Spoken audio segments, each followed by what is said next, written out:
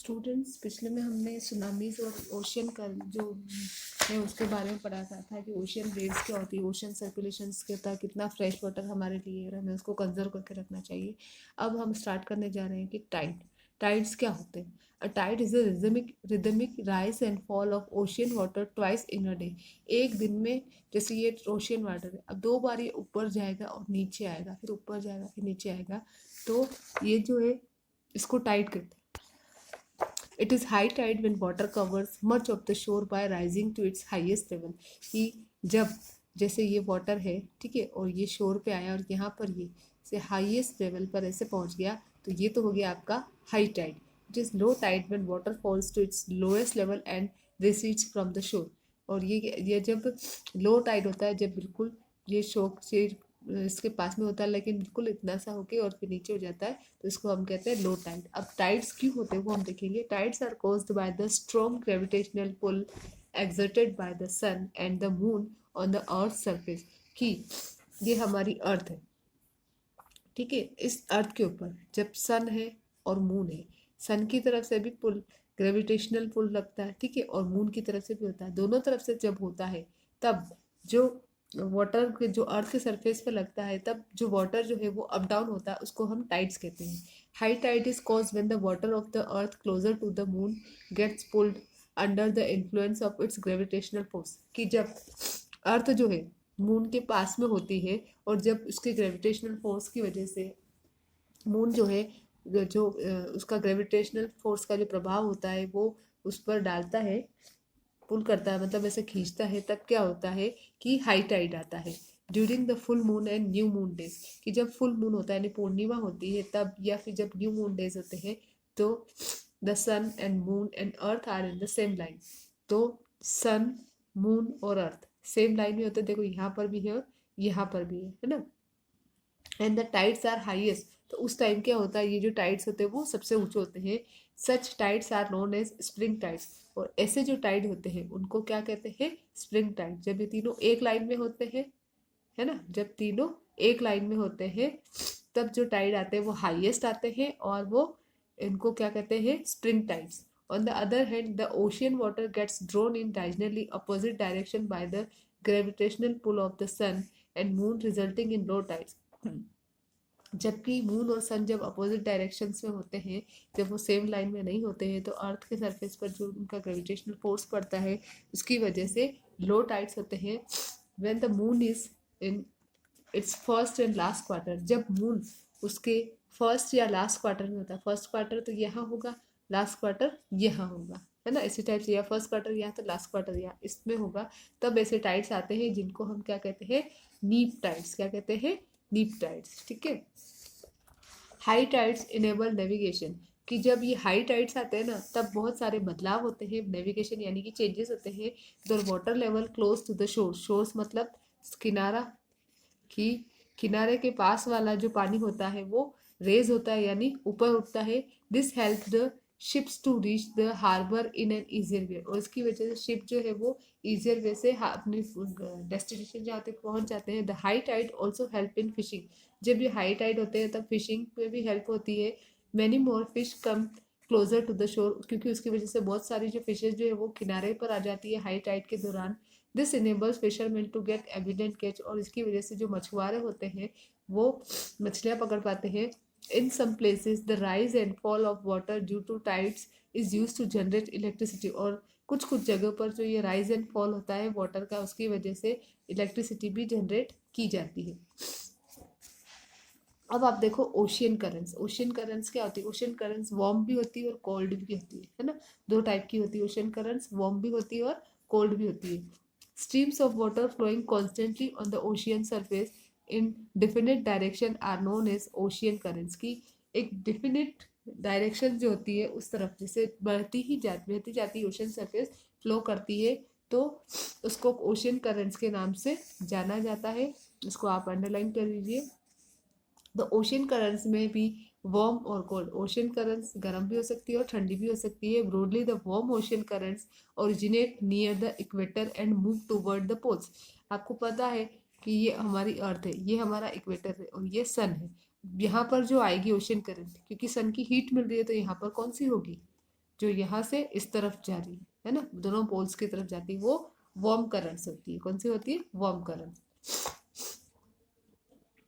The cold currents carry water from polar और higher latitude to tropical और lower latitude. और जो cold currents होती है वो इस पोलर वाले रीजन से, है ना, और हायर लेटीट्यूड से लोअर जो लेटीट्यूड होता है उस तरफ करंट लेकर आती है, वो कोल्ड होती है। क्योंकि इस तरफ क्या होता है? ठंडा होता है, तो जो इधर से आएगी वो ठंडी होगी और जो इधर से जाएगी वो गर्म होगी। The Labrador ocean is cold current. जो लेब्राडोर ओशियन है करंट है वो कोल्ड करंट है, जबकि गल्फ स्ट्रीम जो है वो वार्म करंट है। The ocean current affect the temperature condition of the region. और ये जो ओशियन करंट होती है वो उस एरिया का जो टेम्परेचर यानी तापमान होता है उसको इफेक्ट करती है। Warm temperature over land surface is brought by the warm currents. Warm current जो है वो वार्म टेम्परेचर लेकर आती है, जबकि और जो best fishing ground of the world जो है, जो are found in the region where the warm and cold currents meet. और जहाँ पर ये, जैसे मान लो कि वार्म करंट आ रही है, इधर से कोल्ड करंट आ रही है, और ये जो एरिया है कि इधर से वार्म आ रही है और इधर से कोल्ड आ रही है, ये जो एरिया है वो बेस्ट एरिया होता है फिशिंग करने के लिए। For example seas around Japan and eastern coast of North America, जिसका एक एग्जाम्पल है कि जापान का जो समुद्र है उसके चारों तरफ और नॉर्थ अमेरिका का जो ईस्टर्न कोस्ट है वो बेस्ट है फिशिंग के लिए। Such regions have foggy weathers which also causes navigation difficulties. कुछ ऐसे एरिया भी होते हैं जहाँ पर एकदम से धुआं धुआं कोहरा कोहरा रहता है, ऐसे नेविगेशंस की वजह से। यहाँ पर आपका ये जो चैप्टर है वो ओवर हो रहा है, और यहाँ पर ये जो मैप है इसमें दिखाया हुआ है कि कौन कौन सी करंट है। जैसे कि यहाँ पर आप देखोगे तो आपको बहुत सारे नाम दिखेंगे। इक्वेटोरियल करंट है, ठीक है, उसके बाद और भी है। जो आप देखो ये बीच में इक्वेटर है, अब यहाँ वाली जो ओशियन करंट होगी वो कौन सी होगी? वार्म होगी। और यहाँ जो चल रही होगी वो कौन सी होगी? कोल्ड होगी, ठीक है। अब इधर से जो इधर आएगी वो कैसी लेके आएगी? वार्मथ लेके आएगी, और इधर से जो इधर जाएगी वो कैसे लेके जाएगी? कोल्ड, ठीक है। यहाँ पर आपका ये चैप्टर ओवर हो रहा है, आप इसको बहुत अच्छे से और इसको मैप को ऑब्जर्व कीजिएगा। अब आप देखो यहाँ पर आपका चैप्टर तो ओवर है, और हम जो टिक द करेक्ट और क्वेश्चन आंसर्स वगैरह है वो हम करेंगे। टिक द करेक्ट ऑप्शन का जो पहला जो है वो देखिए आप, the process by which water constantly changes its form is known as. कि वो प्रोसेस जिसमें पानी जो है अपने फॉर्म चेंज करता है वो क्या कहलाता है? वाटर साइकिल, सैलिनिटी या ओशियन करंट। ओशियन करंट्स तो करंट्स होती है, ठीक है, जो सीरीज में चलती है। सैलिनिटी पानी का खारापन होता है, तो क्या होगा? Water cycle. नंबर 2 है 3/4 ऑफ अर्थ सरफेस। अर्थ का 3/4 जो सरफेस है वो किससे कवर्ड है? डस्ट, वाटर या माउंटेन। तो किससे कवर्ड है? वाटर से। B is the right answer. Number 3 है world water day is celebrated on April 22, May 22 या March 22। So March 22 is the right answer.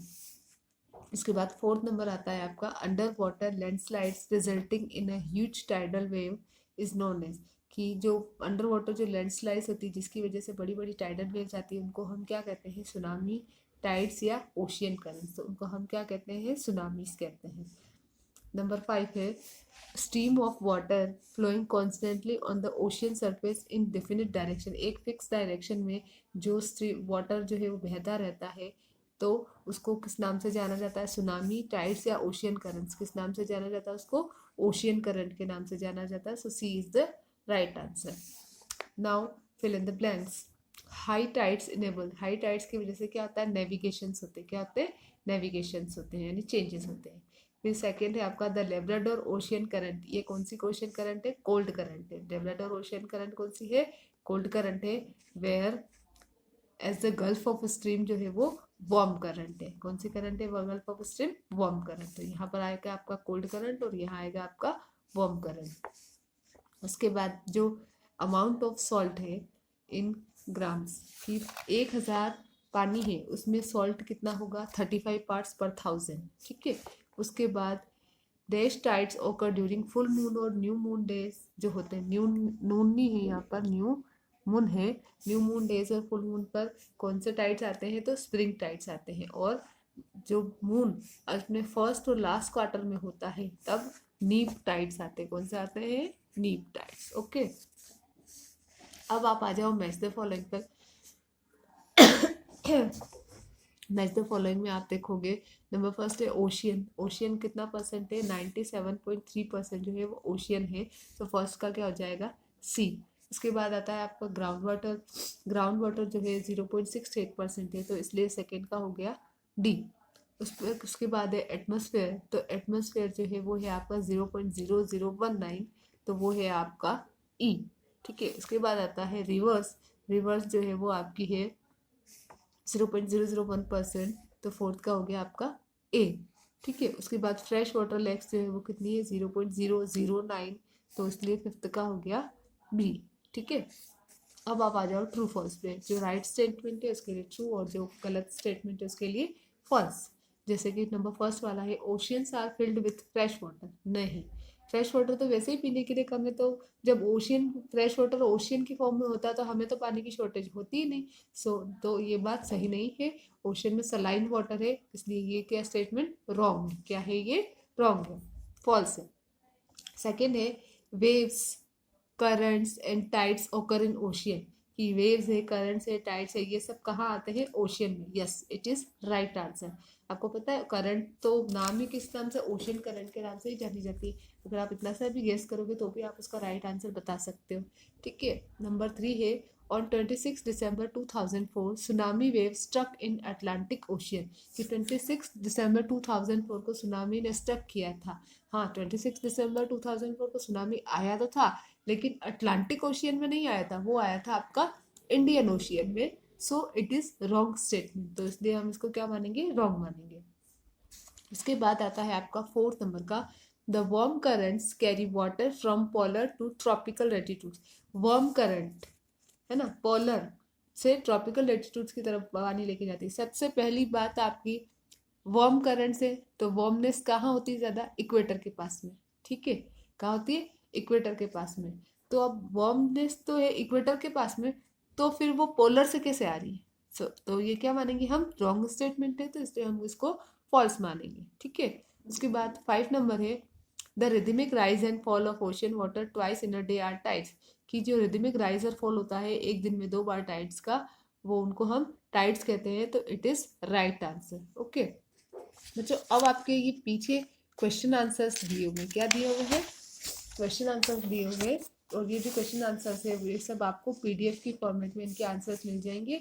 तो आपको क्या करना है, अपनी कॉपी में ये सारा जो वर्क है बहुत ही अच्छी सुंदर सुंदर राइटिंग में सारा काम करना है।